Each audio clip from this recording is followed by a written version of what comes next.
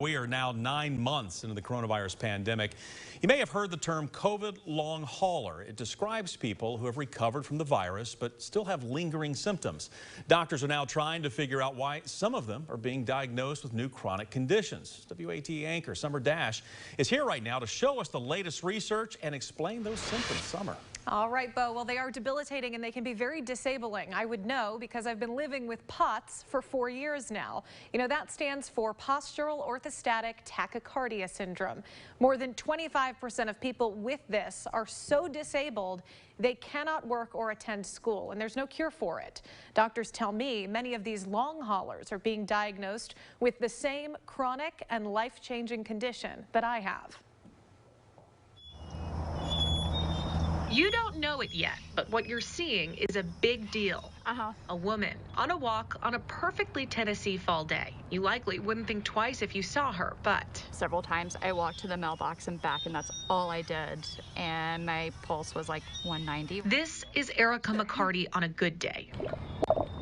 On a bad day, she may only see this beauty in pictures from her bed online. That's actually kind of where I first sort of learned of the correlation and people coming on, like, here are my symptoms. I'm dizzy when I stand up. I can't walk more than 10 feet without my pulse racing. And I'm like, oh, that's what I experience most every day. 12 years ago, when she was first diagnosed, it was the internet that guided her. POTS.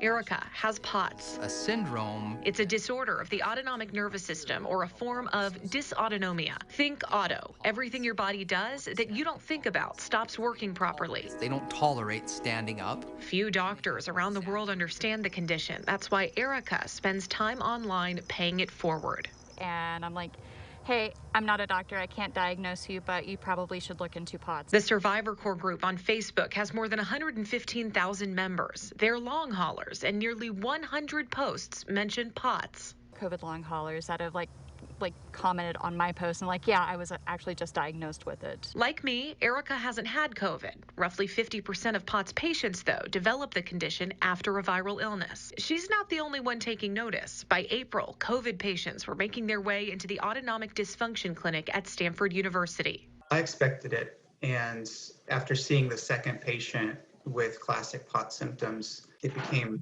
fairly obvious, and I think all of us in the autonomic field probably recognize this. Doctors like Mitch Miglis know the signs and symptoms. Most don't. It takes an average of 4 years for POTS patients to get diagnosed. Even then, most have to travel more than 100 miles to see a specialist who can help. This pandemic may force more doctors to understand. If at least 10% of patients have lingering symptoms at 6 months now, that's a sizable proportion of the population. So I can't give a percentage, but I will say we're probably going to get a lot busier. Right now, 10% would be about 1,500 people in Knox County alone, more than 4 million around the world. That's the low end. Any concept that Dr. Anthony Fauci recently estimated 25 to 35% of COVID patients would develop lingering issues like dysautonomia. And you hate to say you're excited to see that because you don't wish that upon anyone. But what does this mean? What kind of impact do you think this is going to have on POTS research and finding a potential cure someday? I think it's the most exciting aspect of this. I mean, it's the silver lining, you know, with a disease like this. Previously, we really haven't had any kind of pathogen, you know, especially a virus where, you know, we know the virus, we know what it is, and know when the onset of infection is. That's why he's jumping at the opportunity to learn from this. Nonprofit group Dysautonomia International is funding research that Dr. Miglis is heading up. Phase 1 is a survey for anyone who has had COVID. Shortness of breath. You know, we'll address a lot of the systemic symptoms people are describing, from fatigue, rashes, and joint pains and chest pains, things like that, nerve pain, quality of life. Despite debilitating physical symptoms, 85% of POTS patients are given a psychiatric diagnosis before getting the right one.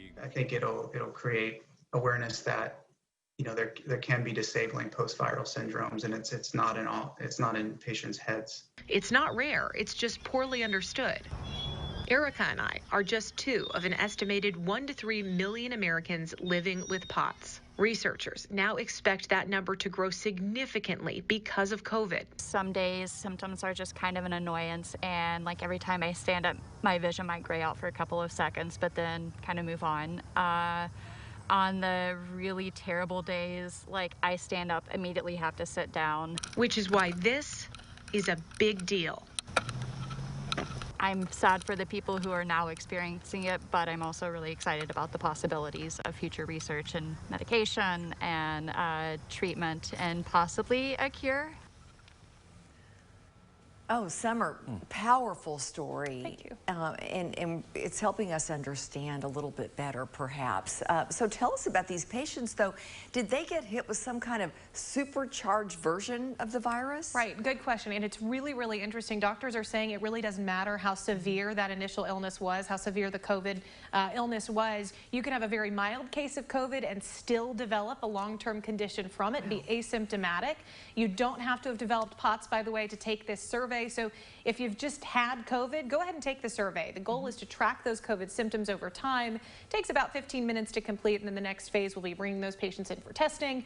And so far, they have had more than 1,500 responses. Wow. My goodness. And like you said, there's a silver lining out of all this. As bad as it is, more awareness, research. Huge for this, you know, I think that's going to be good. And, you know, we've got a link to the survey that you were just hearing about on our website for you, WATE.com. There you'll also find the latest research articles about COVID, long haulers, and POTS.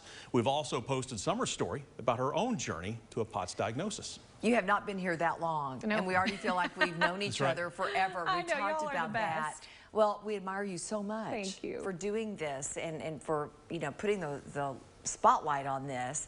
You're also going to be going live on your Facebook and Instagram pages right after this newscast. Yes, I will be up there. I've got about 10 minutes. So right after I get off the set here, I'm going to run back there. Austin Martin's helping me out. So you can ask me anything. I'm very, very open about this, as you can see.